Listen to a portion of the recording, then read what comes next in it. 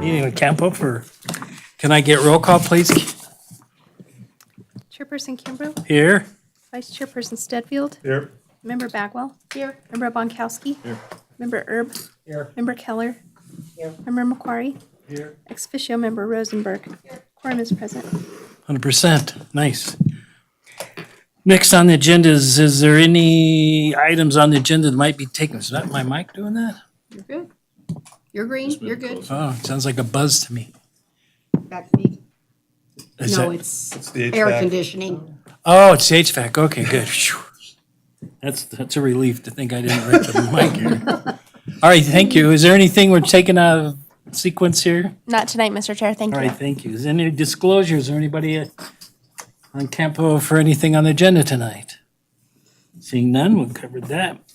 Now's a chance for public comment for anybody who wishes to approach CAMPO to speak to any items, hopefully not on the agenda, because we'd like you to come forward during that, as we discuss that agenda item. But does anybody want to speak at this time? Seeing none, we'll move to the approval of the minutes from the March 13th minutes. Do I have any comments or a motion? Move, Fix the yeah, May. they fixed the date Oh, already. they already fixed it. Okay. I move to approve the minutes of the Carson Area Metropolitan Planning Organization for March 13th, 2019 as corrected. Second. And second, any more discussion? Seeing none, call for the question. All in favor, say aye. Aye. Opposed? Carries unanimous. Now we move on to the public meeting items. 6A, for possible action, discussion and possible action to authorize the transportation manager to sign cooperative agreement number PR 186-19-804 for commitment to complete the fiscal year 2020 Unified Planning Work Program and to authorize the transportation manager to sign future amendments to this agreement regarding time extensions or to a change in the value of funding up to 10% of the initial funding amount.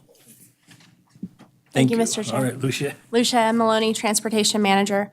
So every year, CAMPO receives a cooperative agreement from NDOT, which outlines the ceiling amount of federal planning funding that CAMPO may receive during the upcoming fiscal year for completing CAMPO's Unified Planning Work Program, the UPWP. The one-year period of performance for these agreements runs from July 1st of every year through June 30th of every year. This year's cooperative agreement provides an estimated amount of federal planning funding for FY 2020 of $411,124.64. This federal planning funding is reimbursable at a rate of 95%. Should CAMPO receive and spend the full amount of funding, a 5% local match would be required, totaling $17,882. Details about the local match distribution are within the staff report on packet page number 10. The three partner jurisdictions have been provided this information, and in the table, I did include the amendment and the increase in the fiscal year 19 local funding request and share. That increase portion shown in, approximately the fourth column has not yet been invoiced, so the local planning partners can expect to receive that increase portion plus the fiscal year 20 portion in a single invoice in August. The background math that goes into the amount of federal funding in the agreement is calculated using assumptions about spending rates and how fast we're going through the current year, the current fiscal year federal funds. And that's used to estimate a carry forward amount. Due to the timing and schedule constraints of getting these agreements together, we typically use 2 quarters of invoices to estimate the full year's expenditure. So we can always expect some sort of change. For that reason, staff recommends that the CAMPO board authorize the transportation manager to execute this agreement, which is what we typically do every year, and also authorize the transportation manager to sign future amendments up to a 10% change in funding. So with that, I'll wrap this up and happy to answer any questions you might have. Any questions?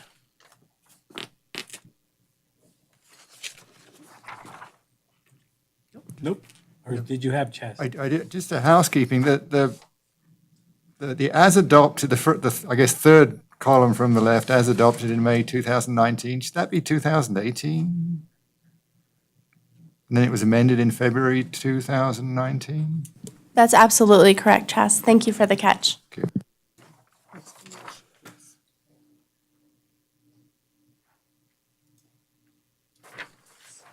Any other comments?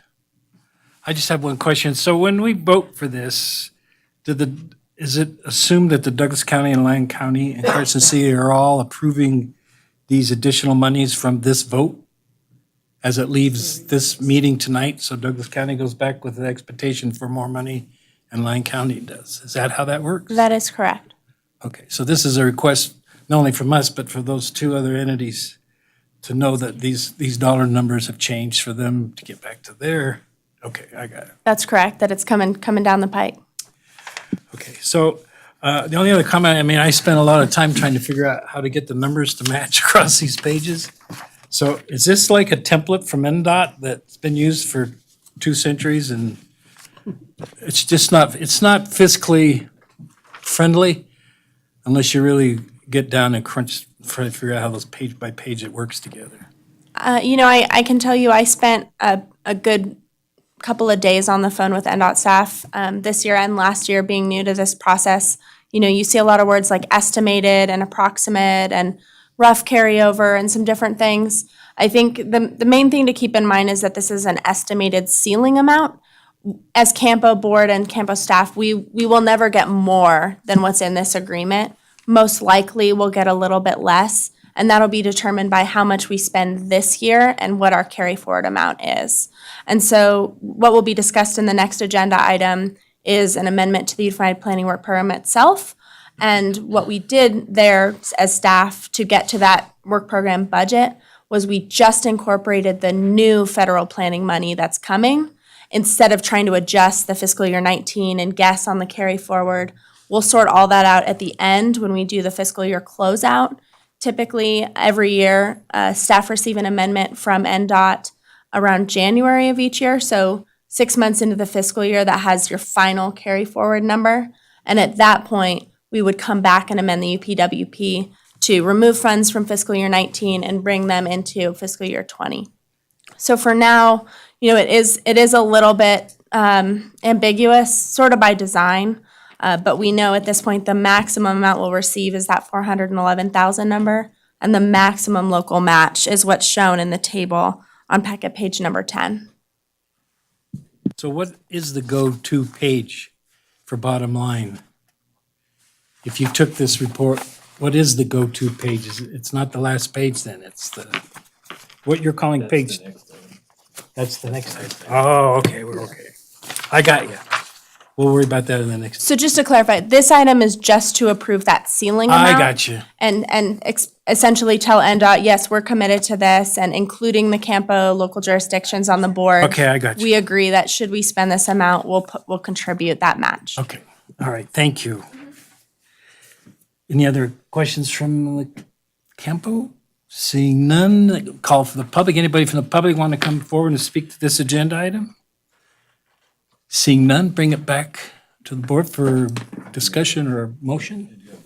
I've got a question. Yeah, Lucia, when you look at the fiscal year 1920 local match combined, it says 19,103, but in the cooperative agreement, it says 21,638. That's a great question. So in the agreement, it's a higher dollar amount that includes the estimated carry forward. And so if we as CAMPO staff invoice the local jurisdictions for the FY19 dollars plus the total ceiling amount for FY20, it would essentially double count and double invoice the amount that will probably carry forward. So for now, I've kept it separate. There's an FY19 amount, and then the FY20 local match just is for the new anticipated federal planning dollars, not the carry forward, if that makes sense. Any more questions? Call for a motion? I move to authorize the transportation manager to sign cooperative agreement PR 186-19-804 for commitment to complete the fiscal year 2020 Unified Planning Work Program, and to authorize the transportation manager to sign future amendments to this agreement regarding time extensions or change in the value of funding of up to 10% of the initial funding amount. I have a motion, I have a second. I'll second. Chaz, second. Any more discussion? Seeing none, call for the question. All in favor, say aye. Aye. Opposed? Carries unanimous. Now we'll go to 6B. Catch me up. For possible action, discussion and possible action to approve an amendment to the 2019-2020 Unified Planning Work Program, the UPWP. Again, Lucia? Thank you, Mr. Chair. So as you unanimously approved in item 6A, that is the cooperative agreement that provides the funding essentially for the CAMPO work program. This item is to consider approval of an amendment to CAMPO's 2-year work program for the second year of that work program, the fiscal year 2020, to be consistent with the funding agreement. An official public comment period for this amendment, meeting the requirements of CAMPO's public participation plan, was open from April 4th through May 4th. No comments were received. I would like to draw your attention to table 4.1 with track changes that is on packet page number 30. Here you'll see in table 4.1 that this amendment does not alter any funding for any work element in fiscal year 19. So again, we're not assuming at this point at a work program level any specific carryover. When we get the final carry forward in approximately January of 2020, if there is a lot of carryover, we can amend it, pull funds from 2019 and move them into work elements and tasks in 2020. And the impacts to this amendment are on 5 separate tasks, which I'll discuss briefly now. Starting on packet page number 31, in work element 1, which is MPO administration, task 1.1, general administration and work program oversight, staff have looked at our rate of spending and where we anticipate focusing our work efforts over fiscal year 20.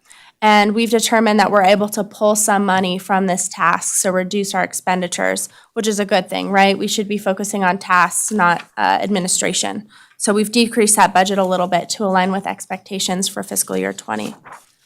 If you go forward a few pages to packet page number 37, you'll see work element 3, regional multimodal planning, specifically task 3.1, 2040 regional transportation plan.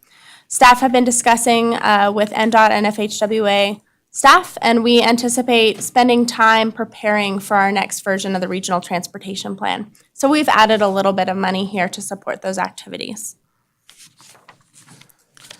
Going forward a few pages to packet page number 40, task 3.3, intelligent transportation system planning, ITS planning. This describes a new project that staff are working on initiating, and we look to initiate in fiscal year 20, called the Carson Area Transportation System Management Plan. The details of this plan will be brought forward to you with a funding agreement in the next couple of months. Right now, staff are working on preliminary scope, but the funds for this will be used for staff time to initiate the contracts and the RFQ documents and to work with NDOT to move forward on this. Moving forward to packet page number 42, task 3.5, regional consistency review. As you know, the region is booming, and our staff are spending a lot of time reviewing development projects, both public and private projects, and ensure that we're capturing the traffic impacts of those projects in our regional model, and that we're adequately planning for them. So as the quantity of those projects goes up, so does the need for staff time. So a little bit of money has been added to that task. Moving forward to packet page number 44, task 4.2. This is update and maintain the transportation improvement program. CAMPO staff have reported a need for a slight increase to this task to support the adoption and development of our next TIP document. So those funds are going to support the development of that document. And then finally on packet page number 47, task 4.4, this is where we do all of our monitoring and reporting. Additional funds, have been budgeted for task 4.4 for those task elements described. The task-by-task budget amendments are provided in track changes and summary in table 5.1 on packet page number 53. It's a sideways table, so you can see in detail how that impacts everything.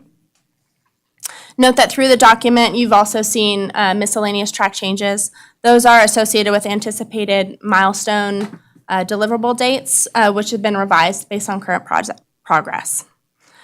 So as discussed in item 6A today, the local match is summarized in the financial information section. It's exactly the same as item 6A. I will note that, we do try as staff to do projects within Lyon and Douglas County. This year, fiscal year 19, we have initiated and are almost completed with a pavement survey in Douglas County. If there are ever needs in Lyon County or Douglas County, we can always plan for those, and staff look for input on how to do that. So I always want to comment on that. With that, I will take any questions or discussion. Thank you. Any questions? Seeing none. Does anybody from the public wish to come forward to speak this item on the agenda? Bring it forward, sir, and come up and state your name for the record. I'm sorry, can you speak into the mic?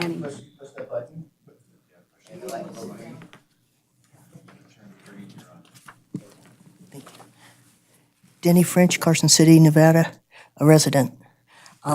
When you say tax, that is identifying monies from a relevant and present tax that's already been assembled.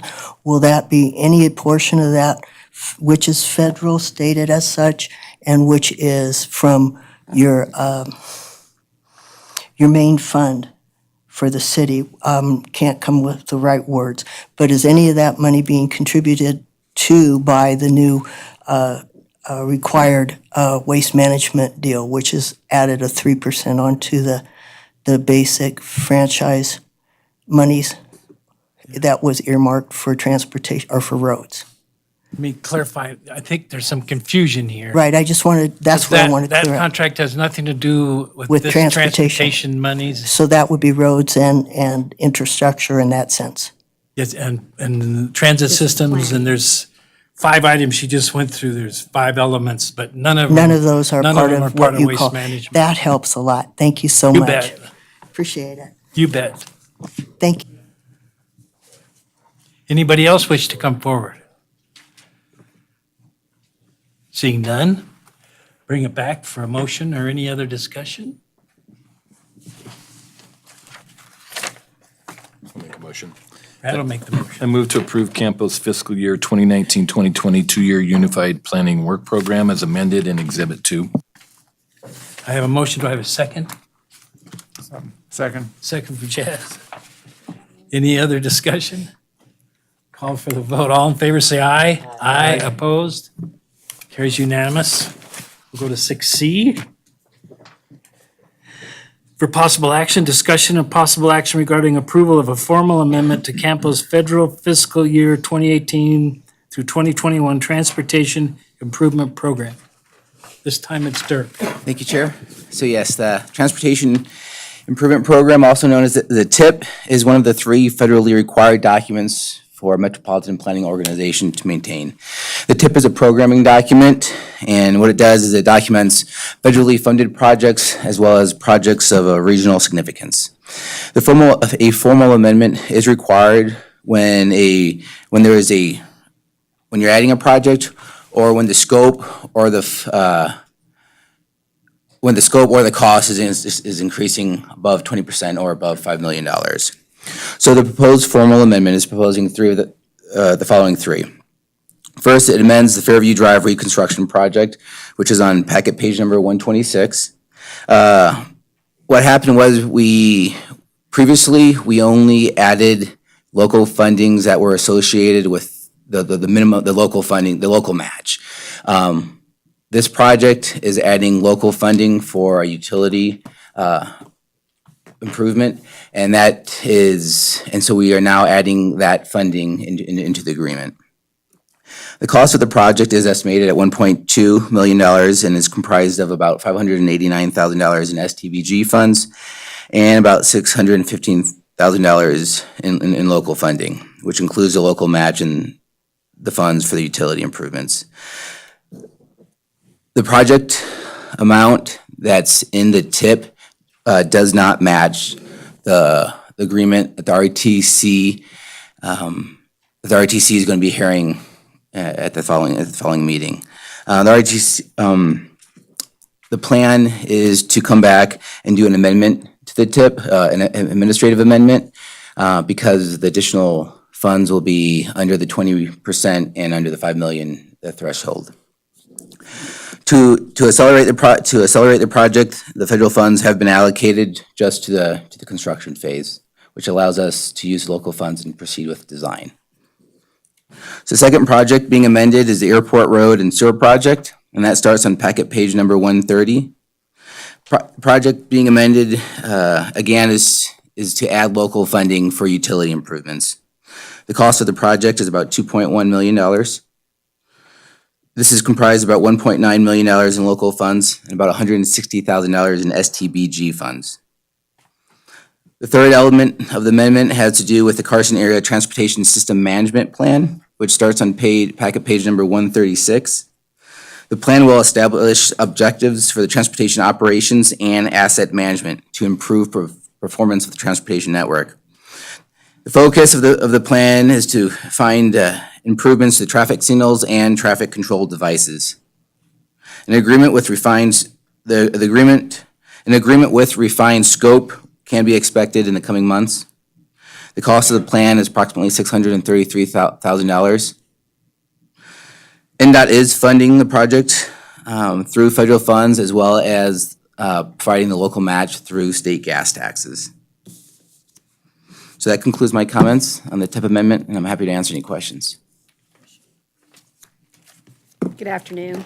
Just so I can have a better understanding, when I'm looking on packet page 126, when you were talking about the Fairview project, when I read the yellow highlighted note that's on there, it says positive change in cost over the 5 million and greater than 20%. Is it really or and causing it? Because it's not greater than 5 million. It's either. It should be an or, not an and. Yeah. Okay.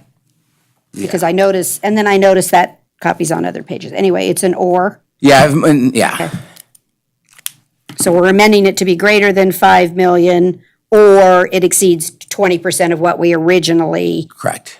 Okay, Correct. so And it's a an or. lot of, Thank some of you. this language is coming from more of a state perspective, just because our projects are so small. We typically, our projects are under $5 million. Well, that's really why I'm asking the question is, so it was necessary because of the 20%. Yes. But I Correct. just thought it doesn't exceed 5 million. So, okay, thank you. Any other questions?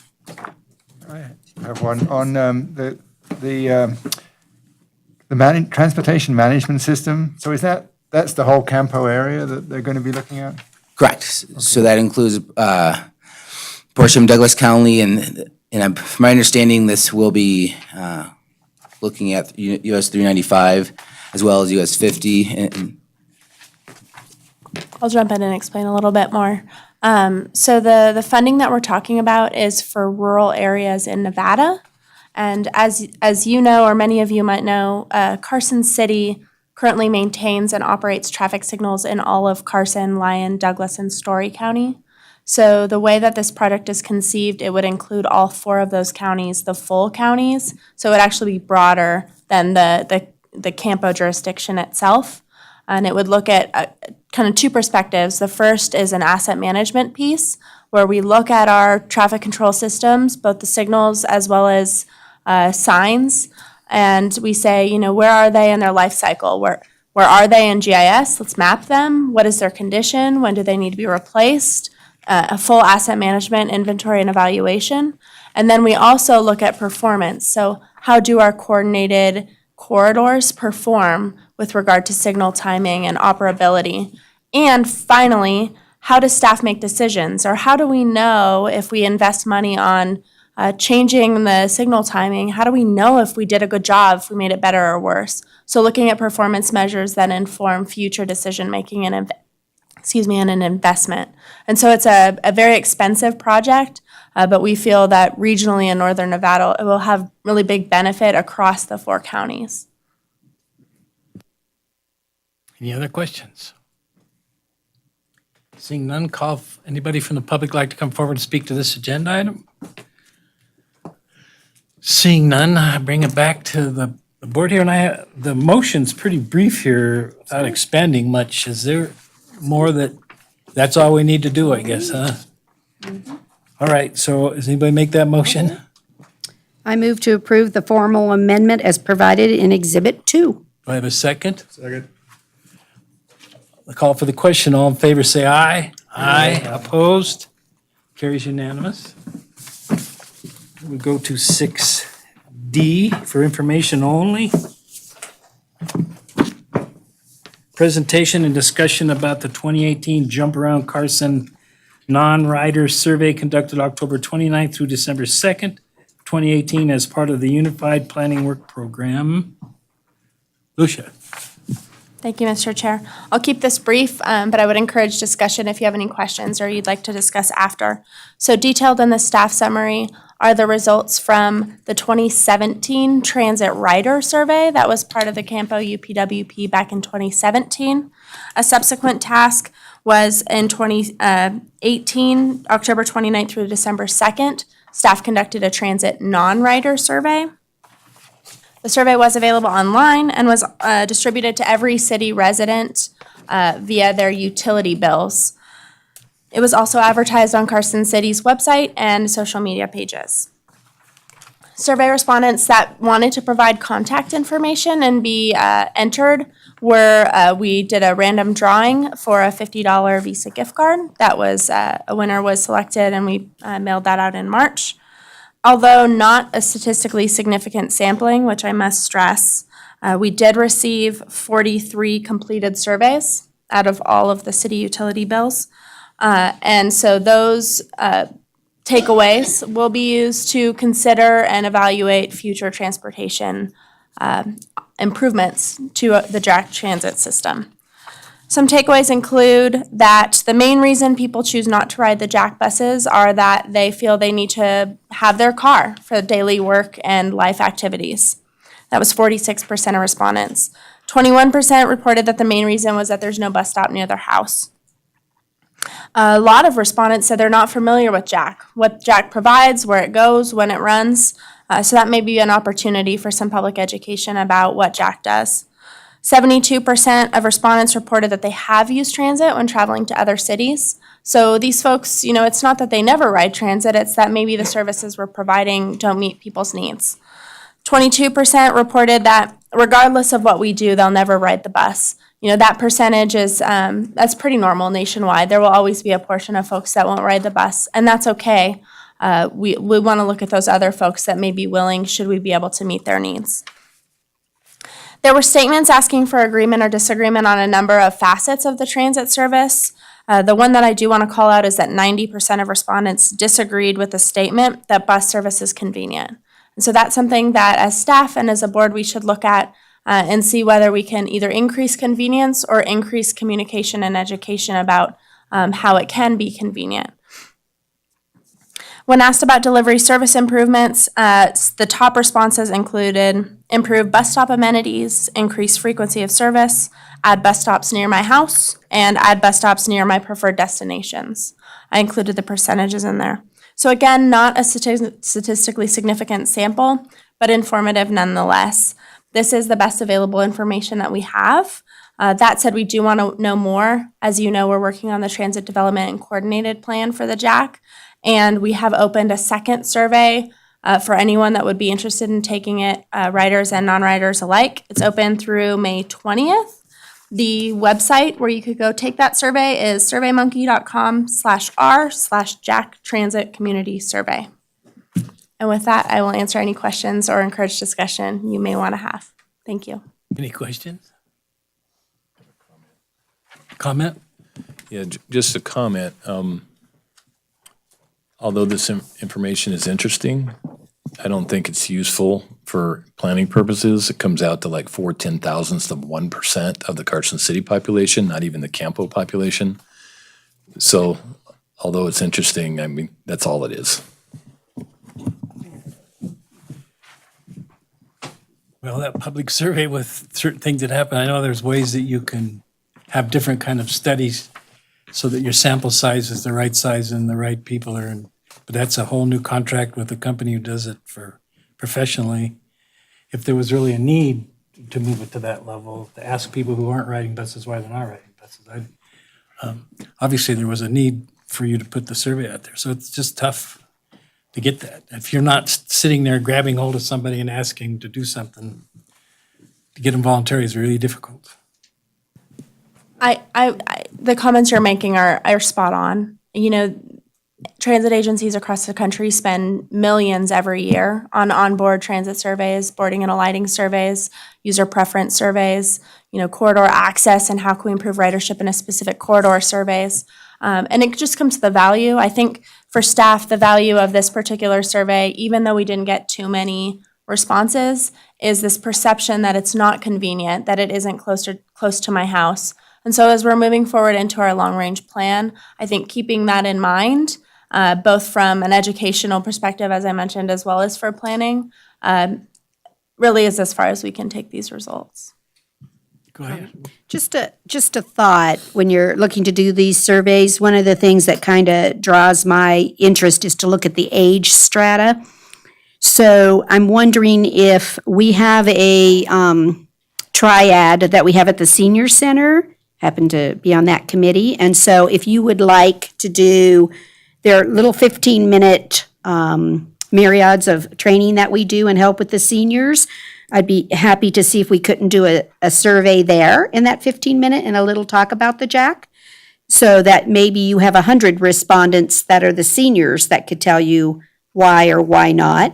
And then maybe potentially we hook up with the college and see if we couldn't do 1 or 2 classes that we also, so that you get a good strata of the different age spectrums and people that I would think would be wanting to use the Jack bus. So just as a thought, without having to really spend any money, but maybe just a little time. But it's only 15 minutes. It's a quick little thing you could do at the senior center. If you're interested, let me know and I'll I hook you up with appreciate the Triad. offer. If it's okay with you, Supervisor, I'm going to put you in contact with our new transit coordinator and Absolutely. make that happen. I don't know why I didn't think of it before. We're always looking for 15-minute vignettes. Thank So, you. Perfect. Yes. Vignettes, that's what we call them. Anything else? Vignettes. Any questions, comments? Yeah, I got. Go ahead, Ray. So I only get my utility bill as an email from the city, and I knew nothing about this survey. So I'm wondering, you know, because I didn't even know there was a Facebook page for it. So it seems to me that there might be a whole bunch of people that aren't getting captured.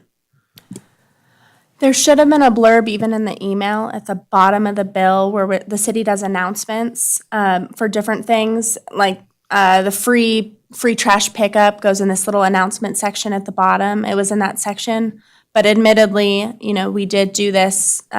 It's a free place to post, and so certainly there were people that were missed.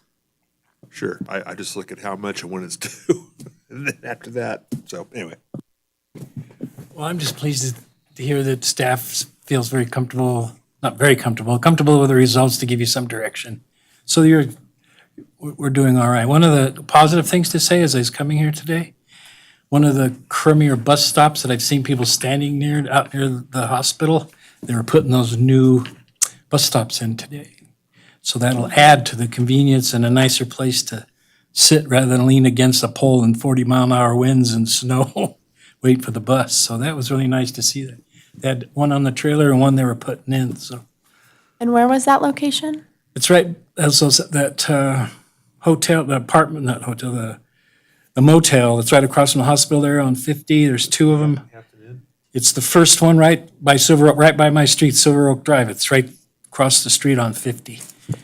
Mr. Chair, you walked right through the store, and I'm so glad you made that comment. So earlier this year, the Rotary donated local dollars to support the purchase of 5 shelters.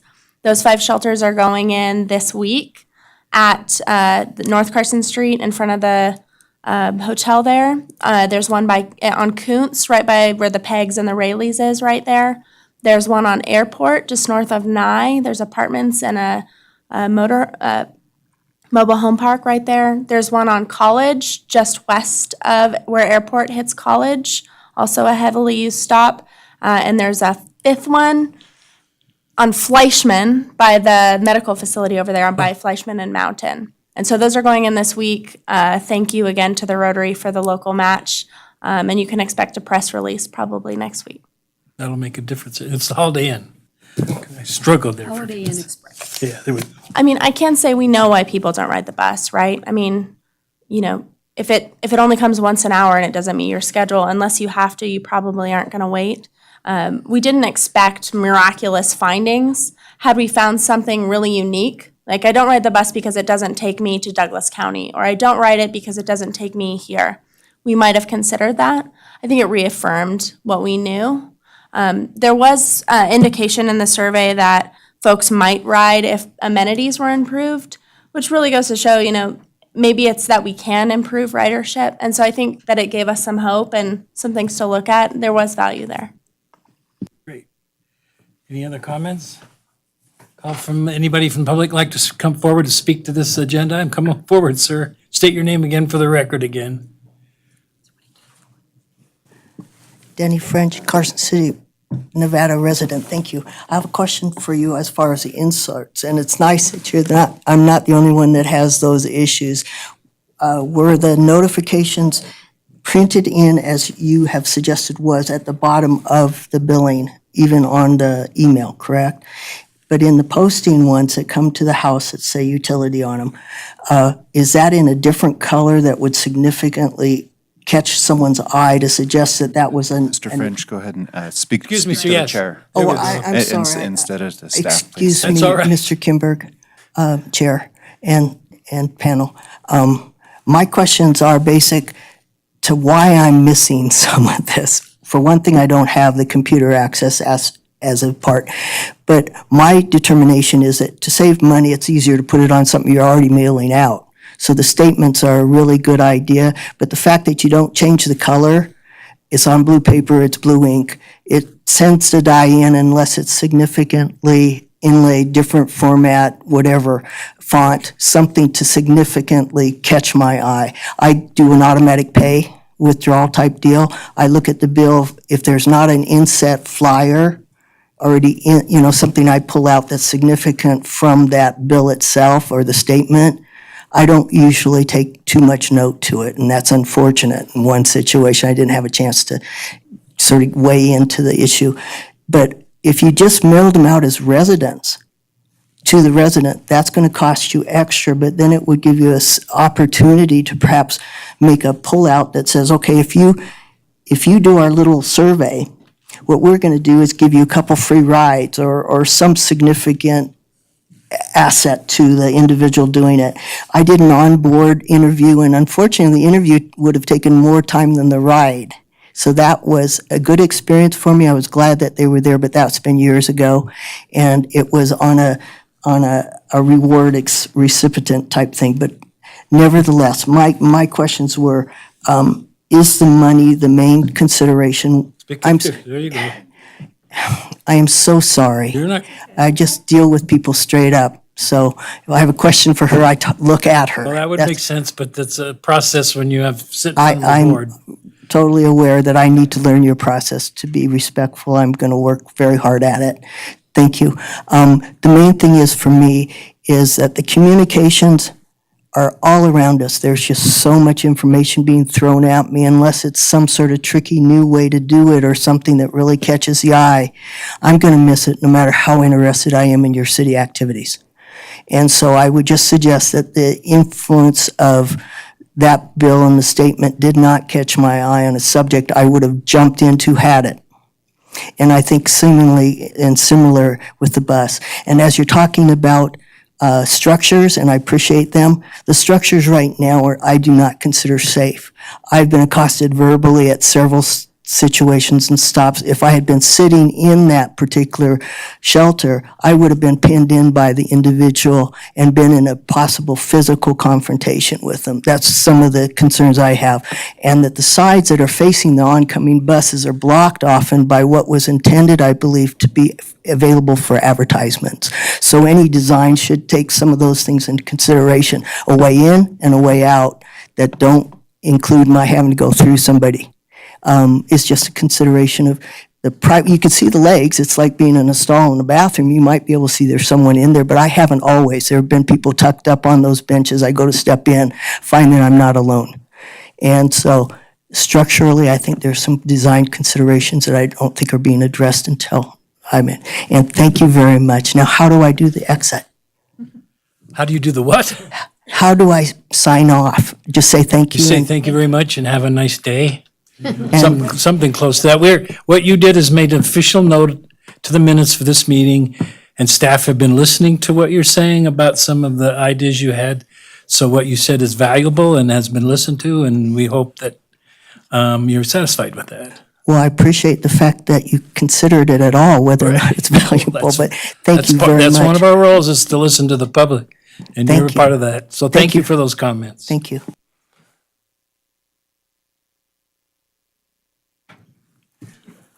So anybody else would like to come forward to speak to that item? Seeing none, it's informational only, so there's no action on this item. We move to 7 future agenda items. 7A. Thank you, Mr. Chair. As you know, I've mentioned over the past couple of months, staff have initiated an update and amendment to our public participation plan. I will let you know that a couple of weeks ago, 2 weeks now, we had a stakeholder working group meeting in attendance where public information officers from NDOT, from Washoe RTC, we invited Lyon County and Douglas County representatives. Our public information person from Carson City was there, Rachel Snyder. We invited Ann Knowles from the appeal attended, as well as a representative from the tribe. They provided really great insights and recommendations on how we can improve our public participation plan. Staff are developing an amended version to release a draft and hold a public hearing during the June meeting. I hope to get your comments as well at that meeting, and then we'll bring back the final in July. So that'll be the big kind of exciting item next month. Thank you. Anything else then? We're done. Move to item 8, board comments for, well, information only. Board comments. Can I start? No, huh? No comments. I know, I think that's 2 in a row. I That's gotta right. up my game. I guess. That's because you work so well with Carson City that things are running so smooth. Everything's smooth. Your transportation manager, your staff is fantastic, and we have a great working relationship, so things are good. That's a good report right there then. Thanks. Chaz, anything? No? John? Nope. Nope. Lyon County. Just a quick comment. We're listening to all these comments and going through this about the buses. I'm sure if we could get a bus through Lyon County, you can get a lot of comments. Just give me a bus. Just give me a bus. Yeah, well, that's something that I think that actually somebody's been talking to somebody about that possibility maybe in the future. Yeah, thanks. Good, that's where it starts. Next meeting is tentatively scheduled Wednesday, June 12th, here in this room at 4:30. Is there anybody else in the public like to come forward, any other items to the CAMPO board? Seeing none, you come forward. Now address me this time and we'll be much better off. There we go. All right. Thank you, Chair and panel. Denny French, Carson City, Nevada, comment on comments. I'd just like to make sure I give a kudos out to Jack. It allows me to get out in times when I would not necessarily know that I would be able to walk home or not, and it provides me opportunity to get out with that possible take on it. I don't ride it generally because I try to get as much exercise as I can, but the drivers are very special to me. They mean a lot to me because when they get out there, they're facing traffic that's absolutely nuts, and it's almost as if they're invisible sometimes. And so I just want to make sure I let you all know how much I appreciate it. That's good Thank you feedback. very much. Thank you for that comment. And I'm sure that Lucia will pass the word on to the people who are the ones out in the field working with you all the time, so, or riding with you, not working, I guess. Go ahead, Lucia. Thank you, Mr. Chair. I'd like to close with one more public comment.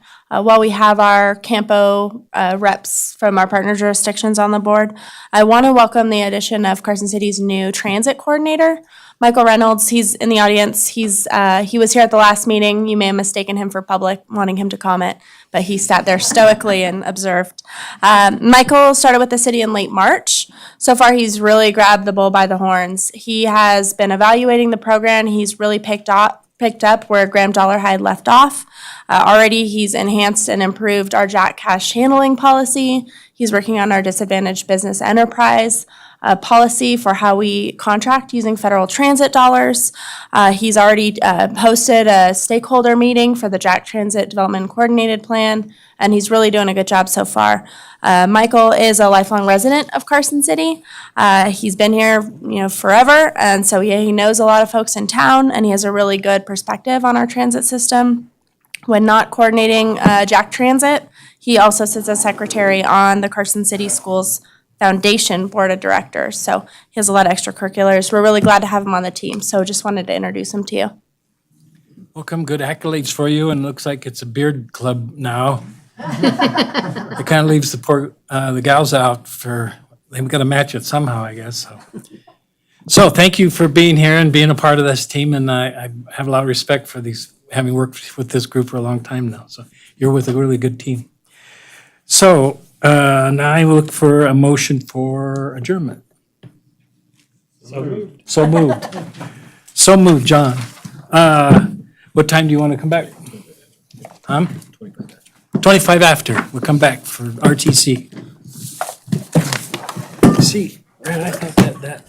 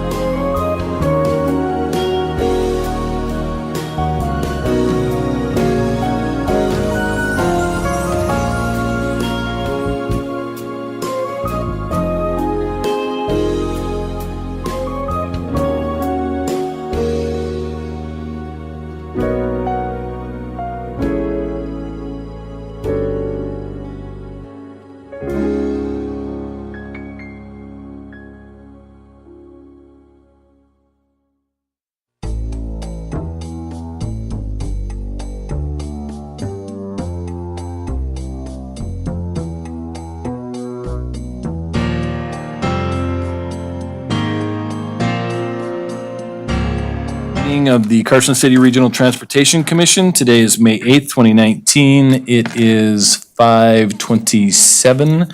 We are in the Sierra Room at 851 East William Street in Carson City. Can we have a roll call, please, Kathy? Chairperson Bodkowski, Vice Chairperson Kimbrough, Commissioner Bagwell, Commissioner McQuarrie, Commissioner Stedfield. Quorum is present. Thank you. Are there any changes to the agenda tonight? Not tonight, Mr. Chair. Thank you. Thank you. Any disclosures by any members of the RTC board tonight? I see none. We're now on agenda item 4, public comment. Any member of the public who wishes to address the RTC may approach the podium and speak on any matter relevant to or within the authority of the RTC at this time. Come forward. State your name for the record. Mr. French, Carson City, Nevada resident, chair and board. Thank you very much for this opportunity. I'd just like to say that the posting for the RTC next to the Nugget is a little high for a person my height to read the scheduling and to see the mappage and such. So just a heads up on that. Also, a little bit more information would be helpful. I don't have a picture to diagram what I'm suggesting, but just a consideration of the heights of the signage.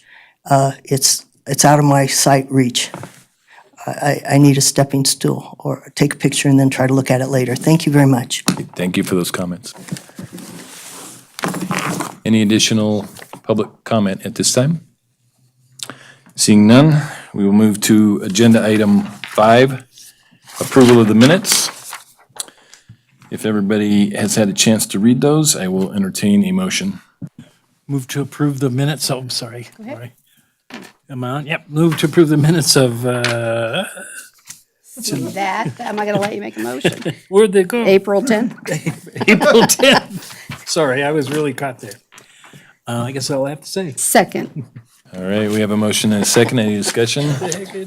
Seeing none, all in favor say aye. Aye. Any opposed say nay. Passes unanimously. We're now on agenda item 6A for possible action. Discussion and possible action to determine that Intermountain Slurry Seal, Inc. is the lowest responsive and responsible bidder pursuant to NRS Chapter 338 and awarding contract number 1819-221 fiscal year 2019 long line program to Intermountain Slurry Seal, Inc. for a total not to exceed amount of $241,087.37. Jeff. Thank you, Chairman. Thank you, members of the Regional Transportation Commission. I am here to discuss the 2019 Long Line contract. Intermountain Slurry Seal submitted, as you had said, a base bid of $219,170.34. There's a 10% contingency on there for a total of $241,087.37, which does come in under our projected budget. Their bid was also under our engineer's estimate. Our engineer's estimate for this job was $222,890. This project will stripe throughout the city over 1 million linear feet, and miles will be a lot more, over 1 million linear feet of road striping. This is no short line on this, so no crossbars, no pedestrian, the triangles for the pedestrian crosses. We'll have to do that on another something else. With this, we do add quite a lot of reflective beads, so we do ask our contractors to increase it. This contract uses a waterborne paint. And it will be done at night. We are looking for temperatures to make sure that we get a quality product out of this. So we are looking for doing this project through the nighttime, preferably through July. That's when we're looking for the contractor to come through. It is at night to minimize the impact to the motoring public. As well, we expect it to take about 3.5 total weeks to complete. And this project does not include anything that is being slurry sealed or reconstructed this year, i.e. College Parkway, where we have a slurry contract with SNC, is not included in this. So this will just slurry or just paint all items that will not be under construction this year. So the projects that will be under construction this year, the striping will be done as part of the projects? That is correct. They'll be done under the contracts that is reconstructing or maintaining those roadways. Are there any questions from the commissioners? Chaz? I'm curious, so if it's done at night, they presumably have their own lights, right, to do this? Correct. There'll be lights as well as 2 follow vehicles to keep public traffic away. It should take about 30 seconds to set the paint, but with 2 vehicles behind, we do keep the traffic off of it. Do they just follow the existing striping, or is there a layout where the existing striping is totally gone, which the bike lane striping in some parts of the city has? It is, you cannot see it at all. One of my inspectors will be working with them to try to lay it out I cannot guarantee that a contractor will lay it exactly, but we work with the contractor. I have an inspector. We meet on a nightly basis to lay out where we want. This contract does also include in some places to remove some existing prior to painting the new to make sure we do get it in the proper locations. Thank you. Additional questions from commissioners? Greg? What's the longevity on the striping? Being a waterborne paint, it does wear off usually in about a year. My experience, waterborne paint is the easiest to put down, therefore it's also one of the easiest to come back up. My experience, waterborne paint being being that easy, it does make it easier to maintain. If you go with some of the more expensive options, you then have to pay to remove everything before you repaint. I'm familiar with like polyurea paints and other ones, and the maintenance of those makes it much more difficult. I was just curious because, when you get into the winter months and you start getting the rain and all that, then the stripes start disappearing. And sometimes, it gets hard to figure out where your lane lines are. Absolutely. That's why this is a yearly program, and we need to come back out and repaint every year. Although if I remember correctly, we did not do the long line striping last year, so in this particular case, it's been 2 years. You are correct. This money went out or was obligated for this fiscal year. We went out, I understand, in July. We received some very high bids from the contractors at that point. We repackaged it and we put it out again this winter. And in the winter months, you get the best contracting prices because the contractors are booking up for the next season. My goal is to try to get this long line out every year at about the same time, get it when the contractors will give us the best prices, which is during the winter months, in which case we'll come out and paint at the beginning of summer, hopefully. Any more questions? Any public comment on this item?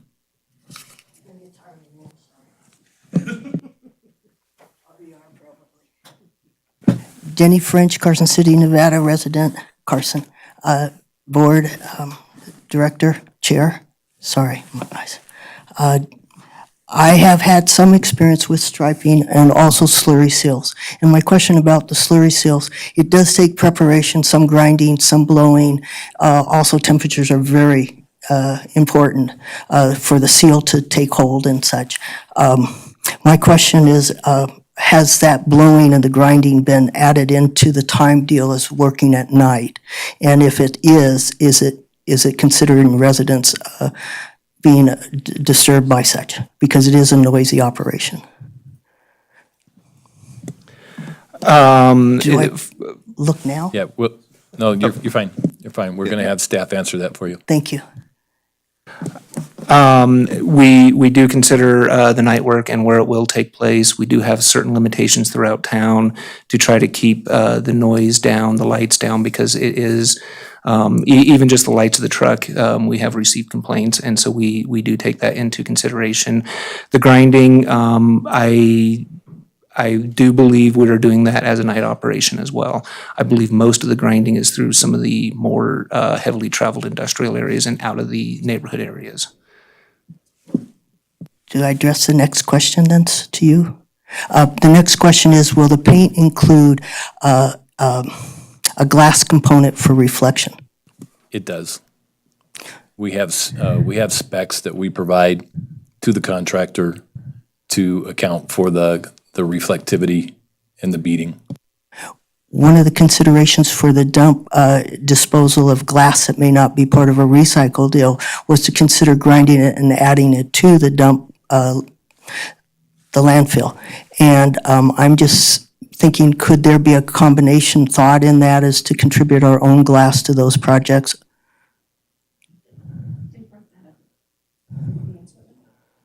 During one of our last Board of Supervisors meetings, there's a discussion when we start the recycling to actually look at the glass and options of what could happen with that. So we'll certainly take that into consideration. We may do a tour of the recycling plant, and they have a glass project they'd like to work on. So thank you. Thank you very much. Thank you. Thank you, Mr. Chair. You probably don't know Jeff Freeman, but he's the city's new construction manager. Jeff brings a lot of road experience, and, Dirk and I have been going to him almost daily to really pick his brain and learn from him. So you may see him more often here. He's been helping review, pavement treatments for the South Carson project and, development projects that come in. Are we asking for the right things? All across the spectrum. So we're really glad to have Jeff on the team. Welcome, Jeff. Thank you. Is there any additional public comment on this item? Seeing none, I'll bring it back to the commission and excuse me, entertain a motion. Okay. I move to determine that Intermountain Slurry Seal, Inc. is the lowest responsive and responsible bidder pursuant to NRS Chapter 338, and to award contract number 1819-221, FY 2019 Long Line Program to Intermountain Slurry Seal, Inc. for a total not to exceed amount of $241,087.37. We have a motion. Do we have a second? Second. We have a motion and a second. Any further discussion? Seeing none, all in favor say aye. Aye. Any opposed say nay. Passes unanimously. We are now on agenda item 6B for possible action. Discussion and possible action to approve cooperative agreement number PR 166-19-063 between the Carson City RTC and the Nevada Department of Transportation for street improvements along Airport Road, and to authorize the RTC chair to sign future amendments to this agreement regarding time extensions or a change in the value of funding up to 10% of the initial funding amount. Lucia. Thank you, Mr. Chair. This action is for the Airport Road Utility Replacement Project. I'm going to take a big picture approach to this item and happy to answer any additional questions you might have. But the main takeaway from this project, as well as the next agenda item, are, as you know, we're trying to better align our transportation projects with our utility projects to stretch the city's dollars and to, only dig into our asphalt once. So this project started as a utility project, and it was in the interest of RTC to, stretch our dollars and do a roadway reconstruction on a portion of this project.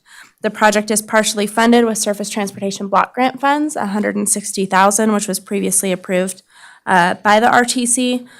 This is a standard, essentially boilerplate LPA agreement with NDOT, which essentially facilitates the transfer of those Surface Transportation Block Grant funds to Carson City. So again, I can answer any detailed questions you might have. I will note that because this project is a majority of the project is funded through utility funds, staff do intend to take the construction contract to the Board of Supervisors for approval, so this board won't see that contract for approval. However, you will continue to get updates on the project as we move forward through the project status reports. So happy to answer any detailed questions you might have. Just wanted to provide that overview. Questions from the commissioner? Greg? Yeah, I have one. Do we have, as a city, do we have a pavement cut moratorium after a road has been paved? So, right, exactly. You can't make any pavement cuts, say, yeah. We don't have that policy. Some municipalities have policies either formally or informally. If that is an item that this board would be interested in discussing, we could certainly bring it as a future agenda item. Mr. DA? I wanted to jump in. Lucia, in certain situations, we do have requirements of, like, for example, when we're contracting with some utilities, we tell them that they can't cut roads that are younger than 5 years, absent permission by the city engineer. And so there are some controls on that. I'm not sure that there's an official policy, but that's certainly something we could look at. I was just curious. I'm not saying that there needs to be another policy for something like that. I was just curious. I've been held to that in the past on projects, so I'm just curious if we did the same thing. My suggestion is that we revisit that on future agenda items, and we can have a little more thorough discussion on whether we want to bring that back. Sure, and I will say that staff have tried to be better about reaching out to utility companies. Dirk has done a really good job at always reminding us to reach out and ask, and if they have something, let's try to all align and do it at once. And so, I think we've tried to be more aware of it. And we'll also bring it back as a future agenda item. Quick comment. Dan Stuckey, city engineer, I believe is looking into a policy to that effect. He is in the process of making amendments to the code to a number of the chapters, and so that's one of the things that I believe is being discussed currently at some of the internal meetings. Thank you. Any further questions? Any public comment on this item? Seeing none, I'll bring it back to the commission and entertain a motion. Make a motion. I move to approve cooperative agreement number PR 166-19-063 and authorize the RTC chair to sign future amendments to this agreement regarding time extensions or a change in the value of funding up to 10% of the initial funding amount. We have a motion and a second. Any further discussion? Seeing none, all in favor say aye. Aye. Any opposed say nay. Passes 5-0. We're now on agenda item 6C for possible action. Discussion and possible action to approve cooperative agreement number PR 187-19-063 between the Carson City RTC and the Nevada Department of Transportation for the Fairview Drive reconstruction project for a total of $620,293. And to authorize the RTC chair to sign future amendments to the agreement to extend the term of the agreement and increase the total amount to an amount not to exceed $710,000. And Dirk, this one's yours. Thank you, Chair. So this item starts on packet page number 113, and this item is for an agreement between Carson City and the Nevada Department of Transportation for the Fairview Drive reconstruction project. So what this agreement does, that it kind of makes a commitment to the delivery of the project from the city's standpoint, as well as the local match, and then also a commitment from NDOT for the federal funds. Back in December of 2018, and also again in April of 2019, the Carson City RTC approved the allocation of Surface Transportation Block Grant Funds, STBG funds, to the Fairview Drive reconstruction project. The project improvements along Fairview between Carson Street and Root Street include the construction of sidewalk, ADA improvement, stormwater improvements, driveway aprons, as well as a mill and overlay over a portion and a full depth reconstruction over another portion of the roadway. Additionally, STBG funds that were approved in April has allowed the improvements along Root Street between Industrial Parkway and Fairview Drive for stormwater improvements and sidewalk improvements. To prevent future pavement cuts, an additional $584,000 in water utility funds are being utilized to replace a 12-inch water main under Fairview Drive. This agreement is a construction-only agreement. Before I get into the numbers, I want to refer the commission and as well as the public to packet page number 114. There is a packet that shows a bunch of numbers, but what that table lays out is kind of what was approved in April, what's being presented to the RTC in this agreement, and then also what would happen with a future amendment, which is also being proposed here. If approved, the maximum local amount would be $35,500. The reason an amendment is being requested is because the Silver Sage reconstruction project, which is complete and was completed under budget, is in the final process of closeout. We are very close to submitting a final invoice. That invoice needs to go to NDOT, get approved. At that time, we will have a firm number for STBG funds, which we then will know what the final amount. So currently, there is a conservative estimate for the remaining STBG funds. Right now, we're estimating around $85,000 plus the 5% local match that you need to use that $85,000 in STBG funds.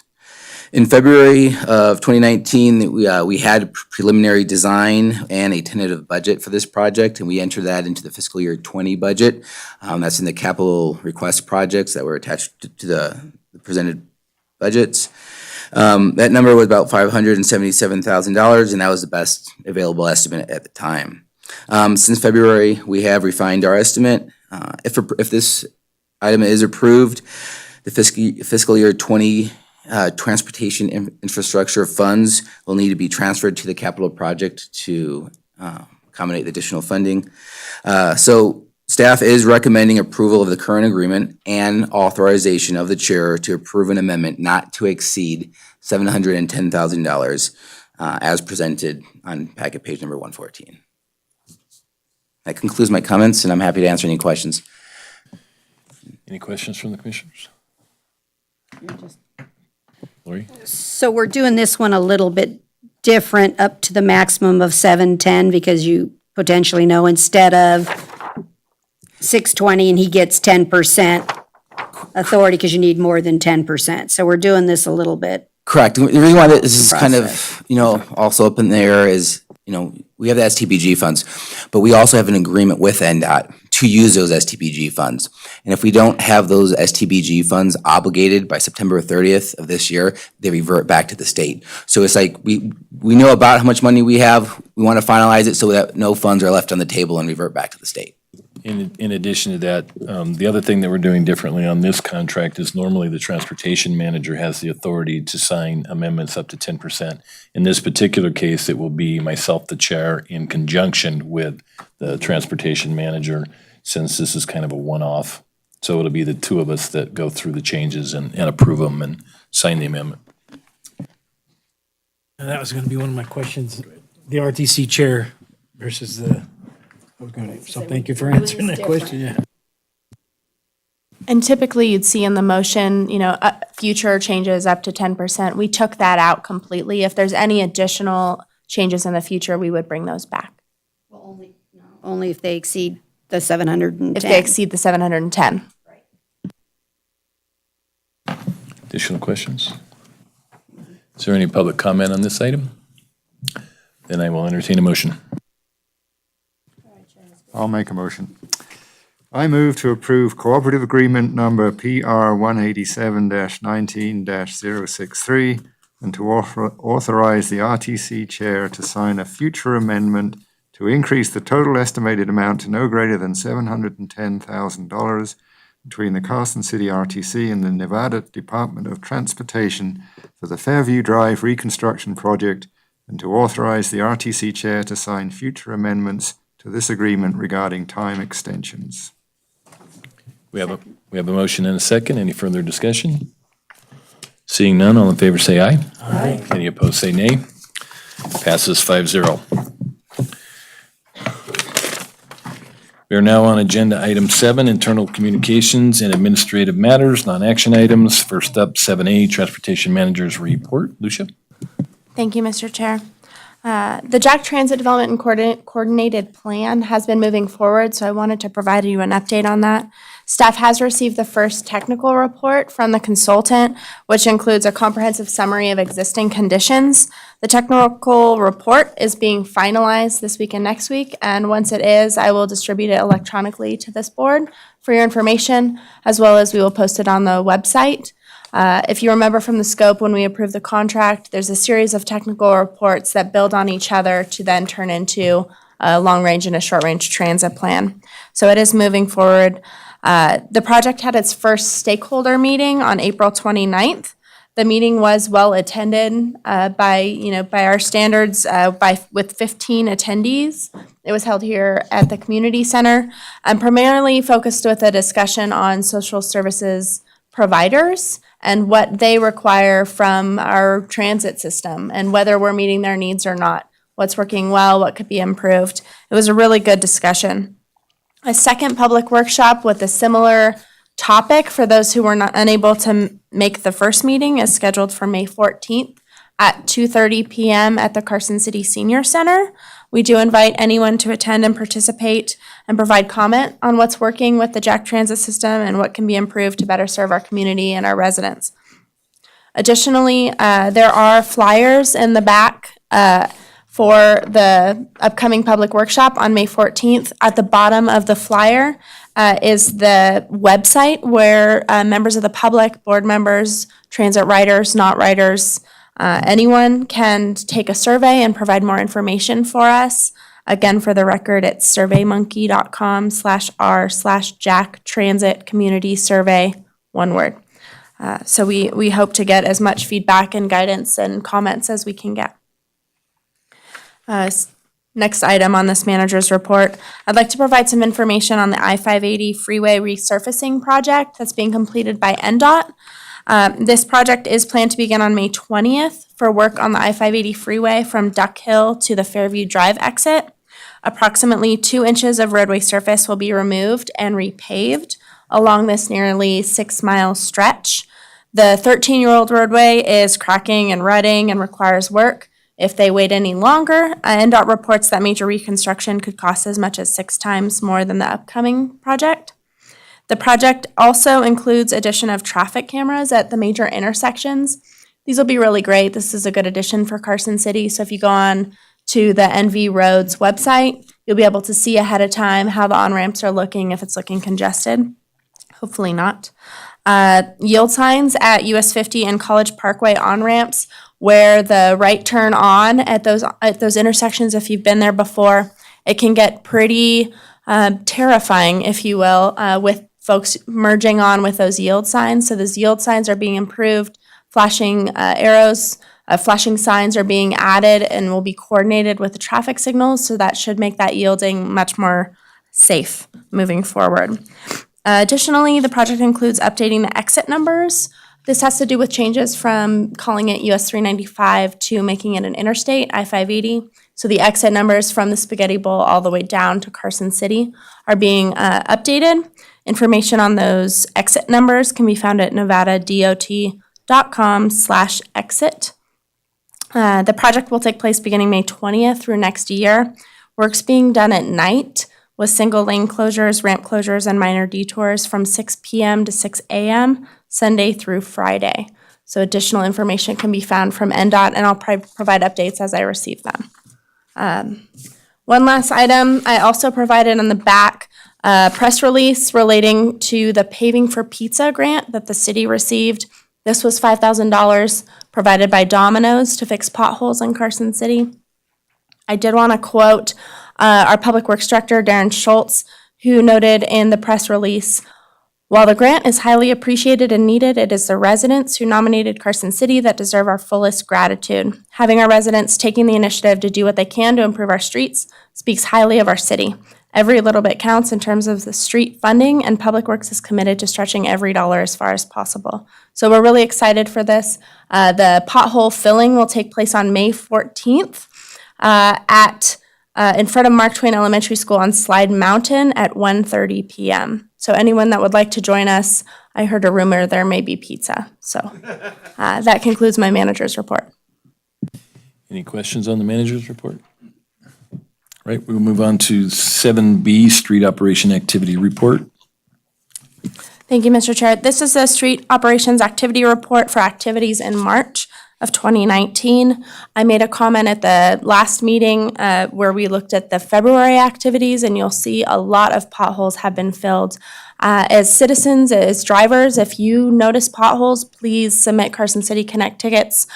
We can't find them all ourselves. We rely on citizens to report them, and we will go out and fill them as fast as we can. This time of the year, we also treat the elm trees for elm beetles. So that's a good program that we do. A lot of gallons applied to treat the elm beetles. Going down of that report onto grading and shoulder maintenance, we do periodically grade some of our unpaved dirt roads. So we noted we regrade Gardner Lane. This is just north of 50 up there in Northeast Carson. We also repaired 100 feet of shoulder on South Edmonds. You'll see a fair amount of stormwater work. This was March, so the tail end of the storms over the winter.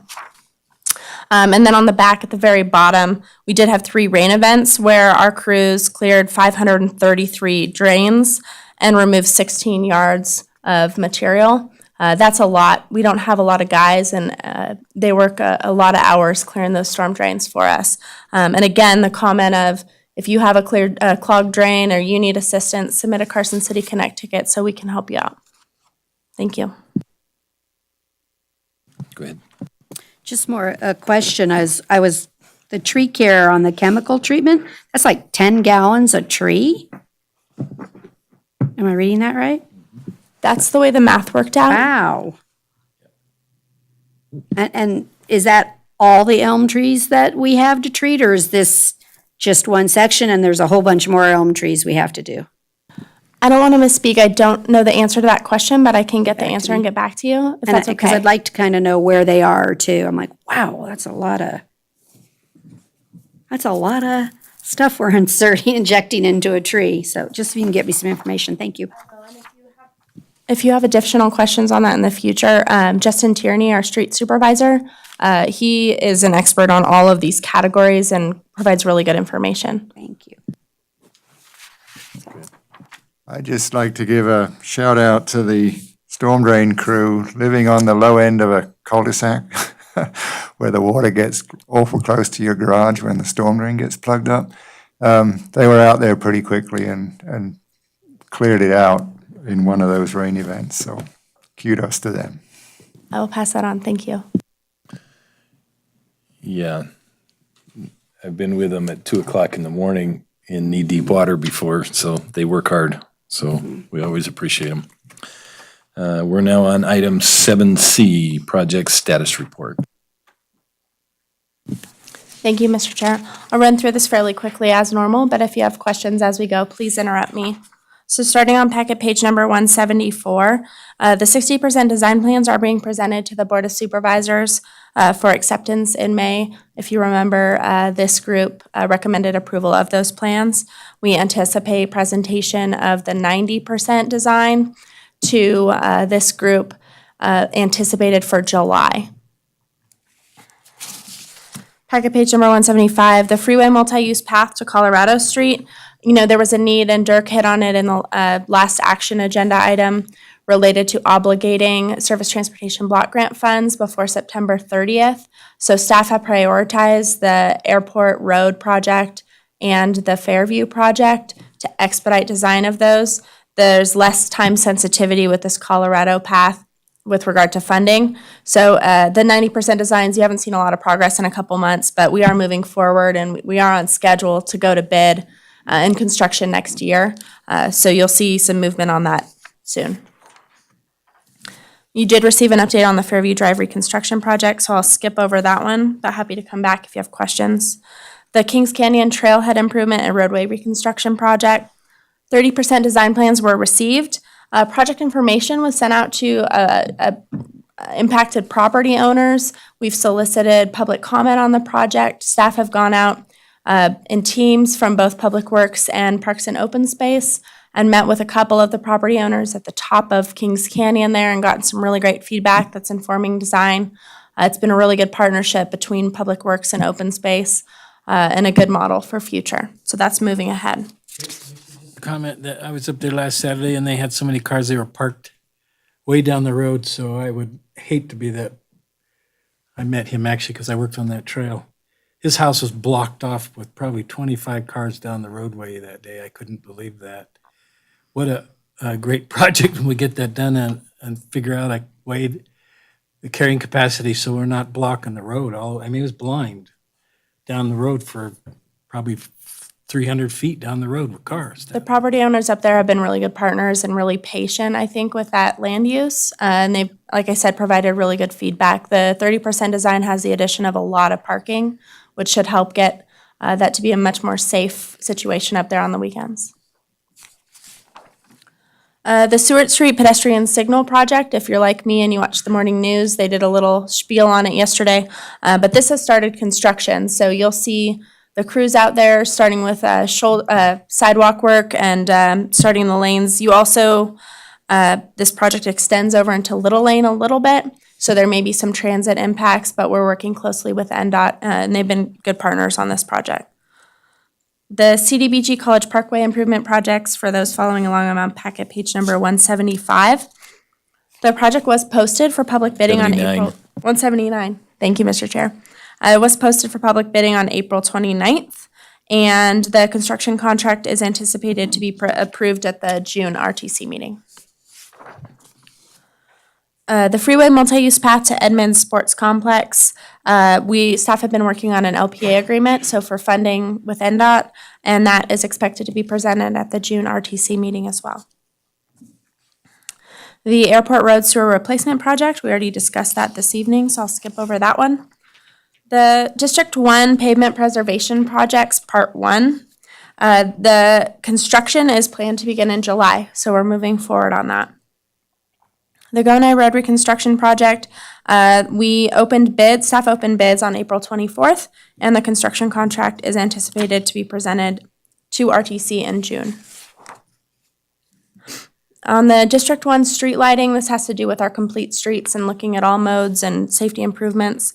NV Energy is working on final design for us for some street lights at the locations provided in the map. On the District 1 Pavement Preservation Projects Part 2, which includes College Parkway, and just College Parkway. Excuse me. We did receive quotes. S&C was the low quote at $64,000. This isn't required due to the dollar amount to come back to a board for approval. So staff are moving forward and work is scheduled to begin in August. Finally, the Clearview microsurfacing project. We also received quotes for this. The low quote was just over $84,000. Again, with the dollar threshold, you won't see it here, but work due to part of the project being funded using those VNT bonds, the funding is not available until July 1st, so work will begin after July 1st. Happy to answer any additional questions you might have. Questions on the product status report? Jess? Lucia, I must admit to being frustrated by the progress or lack of it on the Colorado or the freeway multi-use path to Colorado. I don't know if the situation's changed. I mean, we're in the third year of this now. And my understanding from talking to Public Works is that the current holdup is with NDOT and how to deal with the right-of-way treatment. Can you shed any light on that?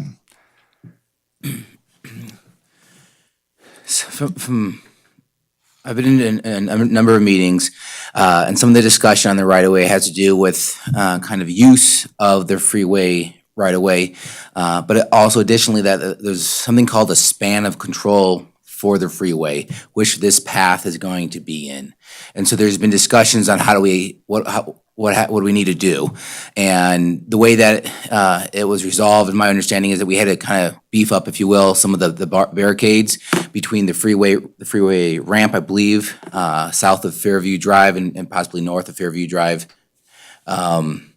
And so it was been resolved. And so there was some discussion. We had to bring in FHWA, and so we brought in all the folks involved, and we kind of figure out a way forward. And so that's some of the holdup with the right of way. But it's not going to be advertised and built until next year now? Is that what I heard you say before? Correct. Yeah. I find that frustrating, I'll just say that. Yeah, one thing to note is, as from as a department standpoint, we only have 3 design staff, and so we're moving forward. We have a lot of big projects on the line right now, including South Carson Street. So, in order to set us up for success, we kind of look at that, and we have to meter out all the projects. Otherwise, we're going to be required to kind of take on professional services, and, procure for those or increase capacity in that fashion. So, Additional questions on the project? Greg? One, when we saw the 60% plans for South Carson, we had talked about actually getting some plans for the 90%. Were we still going to be able to do that? To get the plans for the 90%? Yes, Larger format. Yes. absolutely. We can work on getting that Okay, good. when those are available. Any additional questions? Seeing none, we are on item 7D, future agenda items. Thank you, Mr. Chair. For June, we're working on a couple of different items. I'd like to bring you an informational update on some of the happenings with Jack Transit, including where we are with our advertising. I think it's been a long time since we've talked about advertising and what we're doing and what our rates are. In the meantime, I will tell you that staff are offering discounted advertising. If there's anyone that has interest in advertising on the Jack, we have both mobile advertising on the buses as well as at our shelters. I encourage you or any business or anyone that would like to advertise to reach out to Mike Reynolds and talk to him about that. We have lots of space for that. Also in June, we're looking at the Gonai Road reconstruction contract, the College Parkway construction contract for CDBG. Both of those are moving forward. I'd also like to let you know, and the public know for anyone that's interested, we were going to hold a public hearing related to the freeway multi-use path from Colorado down to the Edmonds Sports Complex. We have started to receive public comment from property owners abutting that planned path alignment, some security concerns, and just some different things. I think it's important that you as a approving body hear those concerns. And staff will also bring the LPA agreement for that project to you at the same time. It's really early in the project. We're just kicking off, and so now's a great time to incorporate public comment on that project. So a lot of capital project happenings going on. So looking forward to bringing those to you. Okay, and then we had previously talked about a non-cut policy on the pavement, but it sounds like that's already being addressed. So I think, unless there's any objection by the board, we'll wait for that to be brought back to us as part of the code amendment. Yes.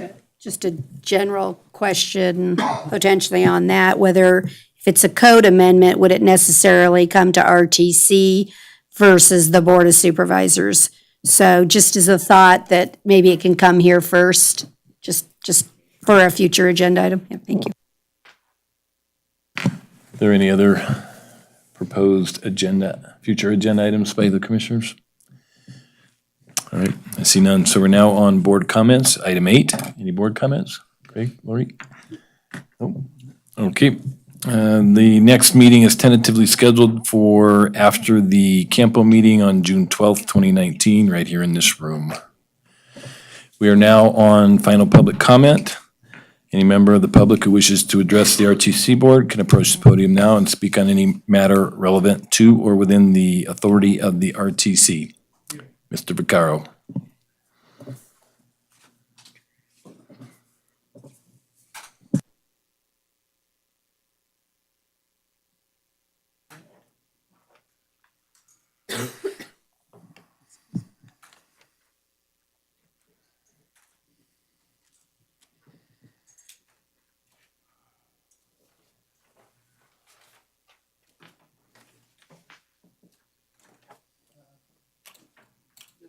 Mr. McGuire, is it? I share your frustration, Mr. McGuire. South Carson corridor. Jerry, can you identify yourself for the record, please? Jerry Vaccaro, Carson City businessman, Carson City.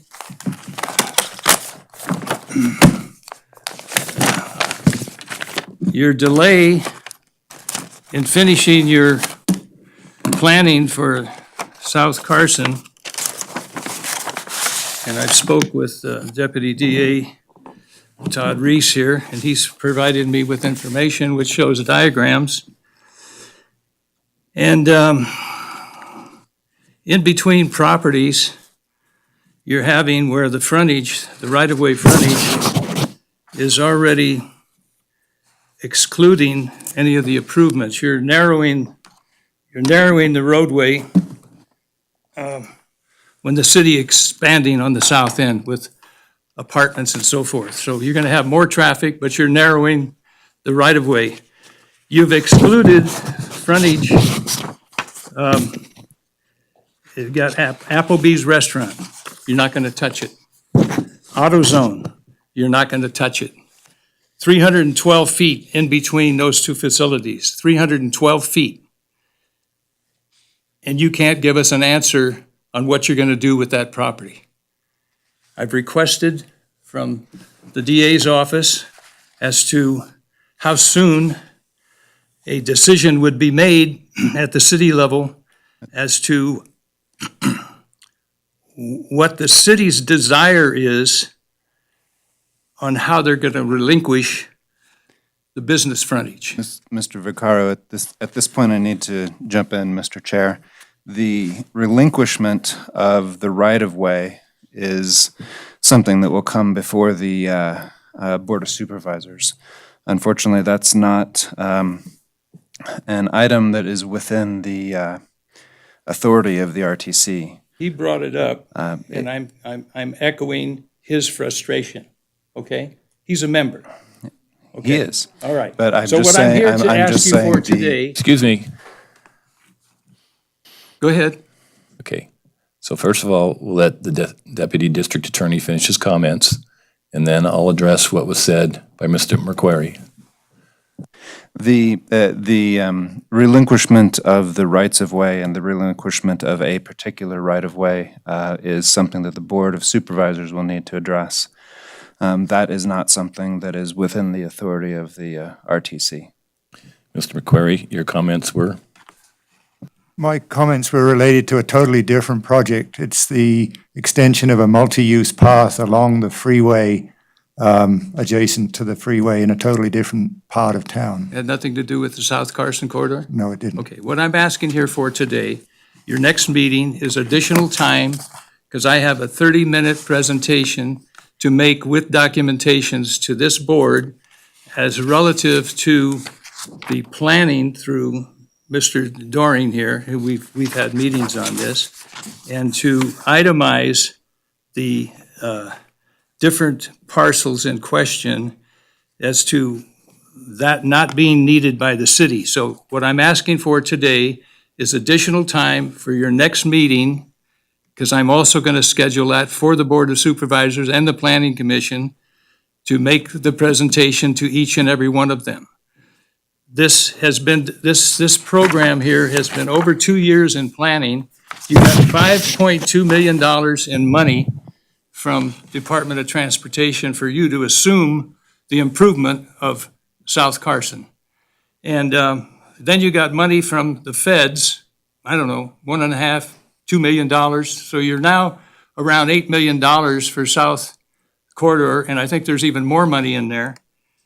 And you have no determinations as to what these business owners, what these property owners are going to be able to do with their frontage. Now, in Capitol Ford, you have a 4-foot sidewalk. It's on right-of-way property. It's existing. You're not going to touch it, according to this map. And the same thing with Les Schwab, Applebee's, you name it. What are you going to do with McDonald's? What are you going to do with the front of McDonald's? They just improved and remodeled their property, and that's their drive-through lane for the drive-in. So what I'm saying is, I need time to make a presentation. I need to get some answers if we're going to go forward with any sort of real estate planning and developing. You're saying you're trying to improve this for quality of life, but you've done nothing but add confusion to this planning process. There's nobody making any decisions. You go to a meeting, you say, I can't answer that. You have to ask the district attorney's office. Go to the district attorney, he presents you with this paper, he says, I can't give you any definite answer, it's got to come from the Board of Supervisors. So we're in limbo on this. When are we going to get definitive answers as to how, when, and where the city is going to address these real issues? You got from Snyder all the way up to Fairview, where you have these frontages in front of businesses, and we can't do anything with the property. We don't know if you're going to put picnic tables out there or umbrellas. When is the decision going to be made? That's why I need the extra time. Thank you. Is there any additional June public 12th. comment tonight? I see nobody approaching. So we're now on agenda item number 11 for adjournment. So moved. We are adjourned. Thank you.